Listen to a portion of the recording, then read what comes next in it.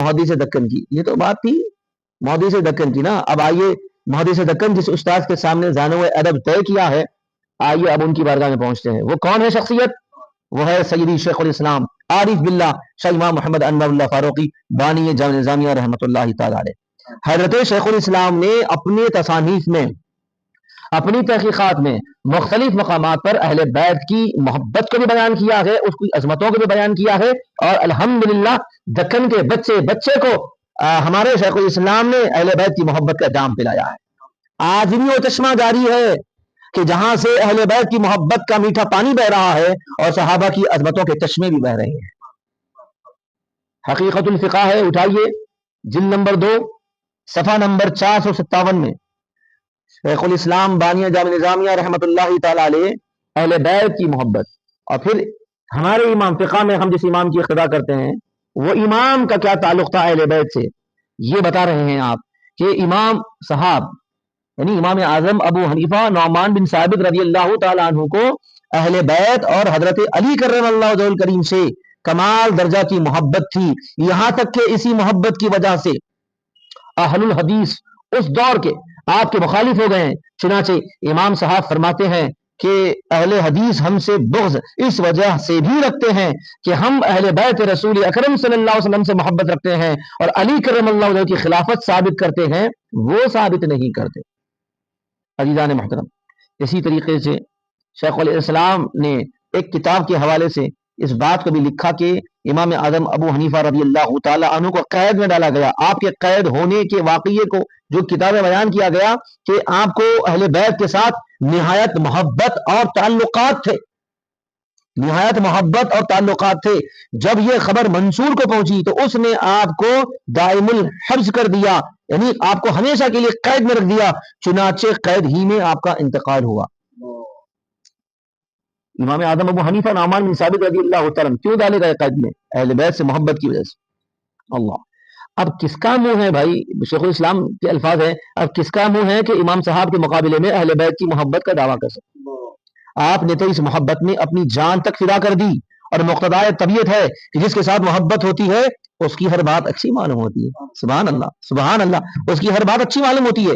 اسی وجہ سے ہم یقیناً کہہ سکتے ہیں کہ جس قدر حضرت علی اور اہل بیت رضی اللہ تعالی علیہ مجمعین کی روایتیں اس زمانے میں موجود تھی، امام صاحب نے تلاش کر کر کے ان کو حاصل کر لیا تھا. غرض کہ یہ حسن ظن بالکل واقعہ کے مطابق اور مؤکد بالقرآن اور مؤید بالعقل ہے کہ حضرت علی کرم اللہ وجہ الکریم کے علوم امام صاحب کے اجتہاد کے پیش نظر تھے، اور ظاہر ہے کہ سر چشمہ علوم اہل بیت کے امام صاحب کی فقہ میں شامل ہے. پھر مزید برآں آپ 2 سال امام جعفر صادق رضی اللہ تعالیٰ عنہ کی صحبت میں بھی رہے، اور کس انداز سے رہے؟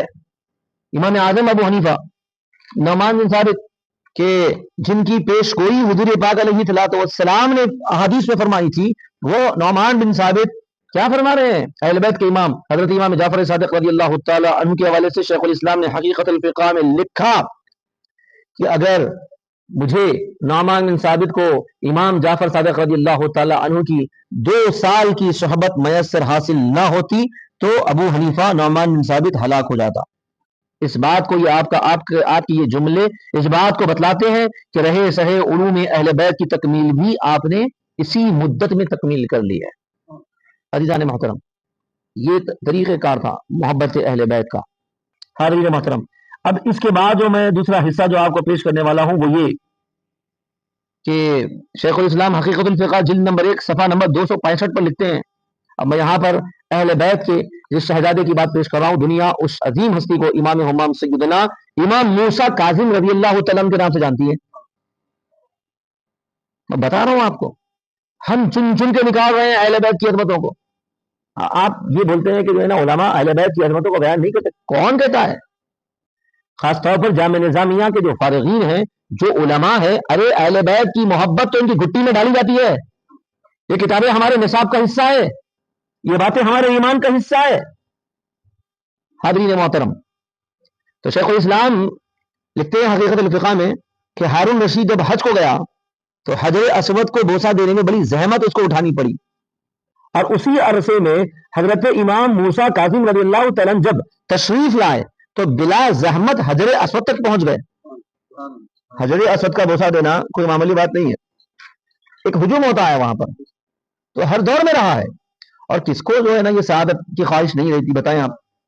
لیکن ہارون رشید نے آپ سے اس کی وجہ دریافت کی. خود ہارون رشید نے پوچھا کہ حضرت میں بادشاہ وقت ہوں اور مجھے محنت اٹھانی پڑی، مشقت اٹھانی پڑی حضر اسود کو بوسہ دینے کے لیے، ایک ہجوم ہے وہاں پر. لیکن جب آپ تشریف لائے ہجوم وہاں پر ہٹ گیا اور بڑی آسانی کے ساتھ حضر اسود کا آپ بوسہ دیے. تو امام موسیٰ کاظم رضی اللہ تعالیٰ عنہ نے کیا فرمایا؟ سبحان اللہ. امام موسیٰ کاظم کا قول، امام موسیٰ کاظم رضی اللہ تعالیٰ کا جواب، بانی جامع نظامیہ رحمۃ اللہ تعالی عاشق اہل بیت بانی جامعہ فرماتے ہیں کہ اے ہارون رشید سنو، تم ائمۃ الاجسام ہو اور ہم ائمۃ القلوب ہیں. یہ ہے اہل بیت کی محبت کا طریقہ کار شیخ الاسلام بانی جامع نظامیہ علیہ رحمۃ اللہ نے بیان فرمایا. حاضرین باق تمکین، آخری بات میں پیش کر کے اپنی بات کو ختم کر رہا ہوں، وہ یہ کہ دیکھیں آپ، سیدی شیخ الاسلام امام انور اللہ فاروقی رحمۃ اللہ تعالی علیہ نے یہ جو بیان کیا ہے، یہ باتیں یقیناً ہمارے لیے یہ نمونہ ہے، ہمارے لیے قابل عمل ہے. کیوں؟ یہ وہ عظیم ذات ہے. شیخ الاسلام کے بارے میں بتا رہا ہوں میں آپ کو. بھائی دیکھیے، بات اگر جو کی جا رہی ہے تو کس کی طرف سے کی جا رہی ہے یہ بھی دیکھا جاتا ہے.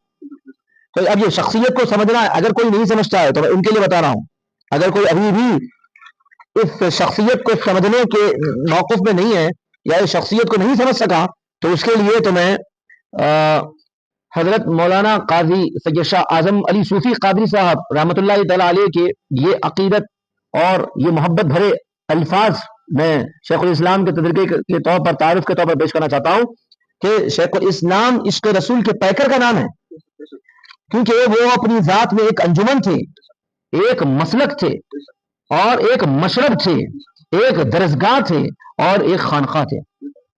بانی جامعہ کی جو بات میں بتا رہا ہوں، صرف کوئی ایک محقق کی ایک دلیل نہیں ہے.